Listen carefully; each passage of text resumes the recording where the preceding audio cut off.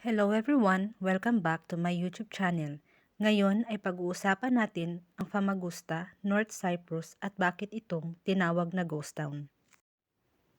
Noong ika-14 ng Agosto 1974, ginawang ghost town ang Famagusta dahil napilitang tumakas ang mga naninirahan na Greek Cypriot. Simula noon, ang pinakamalaking bahagi ng lungsod ay nananatiling sarado at disyerto, kung saan ang sumasakop na hukbo ay hindi pinayagan ang pagbabalik ng mga legal na nanirahan nito sa kabila ng mga nauugnay na resolusyon at desisyon ng United Nations. Ang 2008 na ulat ng European Parliament's Committee on Petition ay nagpinta ng isang partikular na malungkot na larawan ng dramatikong sitwasyon na ang dating makapangyarihang lungsod ng Famagusta ay nabawasan mula sa bakod na humahadlang sa stroller mula sa pagkakaroon ng akses na baybayin ng Varussia, ang dagat, ang mga front hotel, apartment block at restaurant ay hindi hihigit sa mga nabubulok na konkretong kalansay, malalaking lapida sa lungsod na tayo laban sa pagtakbo ng panahon.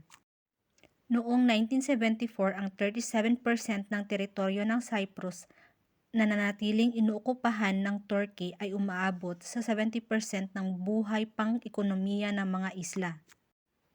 Ang Turkey ay sistematikong tumatangging sumunod sa mga resolusyon ng United Nations, lumabag sa mga internasyonal na batas at pagiging lehitimo.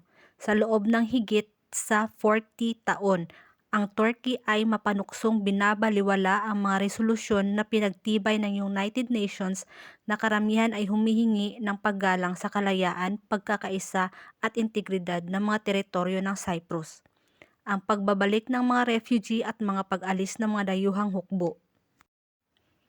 Magpasa hanggang ngayon, masakit pa rin sa mga Cypriot na maging dayuhan sa sarili nilang bansa kung sila ay pupunta ng North Cyprus, dahil ang North Cyprus ay hawak pa rin ng mahigpit ng mga taga-Turkey government. Thank you for watching!